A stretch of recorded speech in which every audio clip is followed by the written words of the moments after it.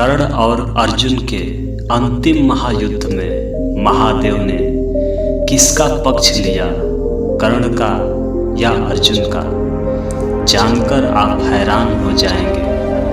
जब रणभूमि में द्रोणाचार्य ने अर्जुन को सर्वश्रेष्ठ धनुर्धर घोषित किया था, तब कर्ण ने अर्जुन को युद्ध का चुनौती दिया था, लेकिन सूर्यास्त होने के कारण उस दिन कोई युद्ध नहीं हुआ था। उसके बाद द्रौपदी स्वयंवर में कर्ण और अर्जुन में युद्ध हुआ था, लेकिन अर्जुन को रावण के वेश में देखकर कर्ण ने उसे बीच में ही छोड़ दिया था। इसके बाद कुरुक्षेत्र का युद्ध शुरू हुआ। तब पितामह भीष्म ने कर्ण को अधीरथी कहकर अपमान किया। इसलिए जब तक भीष्म पितामह युद्ध क्षेत्र में थे, तब तक कर्ण ने युद्ध नहीं किया था। भीष्म पितामह के घायल होने के बाद कर्ण युद्ध क्षेत्र में उतर गए और 17वें दिन कर्ण और अर्जुन के मध्य द्वंद्व युद्ध शुरू हुआ।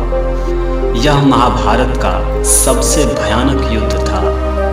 इस युद्ध को देखने के लिए देवता भी स्वर्ग से आ गए थे।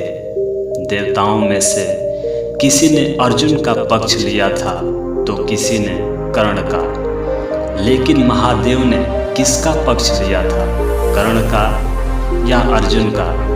इससे पहले यदि आप हमारे चैनल पर नए हैं तो हमारे चैनल को सब्सक्राइब कीजिए। कहानी अब शुरू होती है। कर्ण और अर्जुन को युद्ध के लिए तैयार देखकर युद्ध क्षेत्र तालियों की गड़गड़ाहट से गूंज उठा। कर्ण और अर्जुन में से किसकी विजय होगी, ये सवाल सबके मन में था। दोनों ही योद्धा धनुर्धर में सर्वश्रेष्ठ थे। दोनों ही पराक्रम में इंद्र के समान थे। इसलिए एक पक्ष में निर्णय लेना सबके लिए असमंजस की बात थी।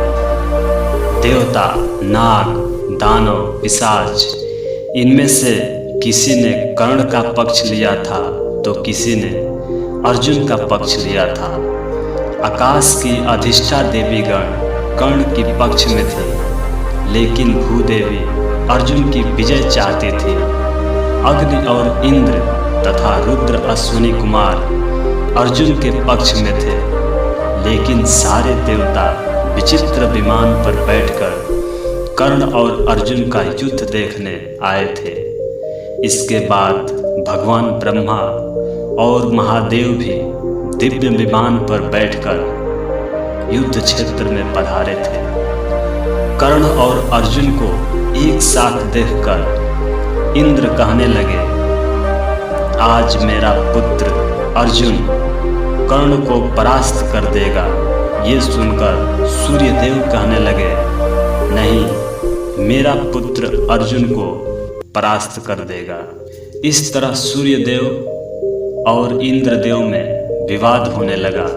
दोस्तों, कर्ण और अर्जुन को आमने सामने देख देवता भी भयभीत हो गए थे। एक समय देवताओं ने भगवान ब्रह्मा और भगवान महादेव से पूछा कि भगवान आप बताइए, कर्ण और अर्जुन के युद्ध में कौन विजयी होगा? हम चाहते हैं कि दोनों ही विजयी हो।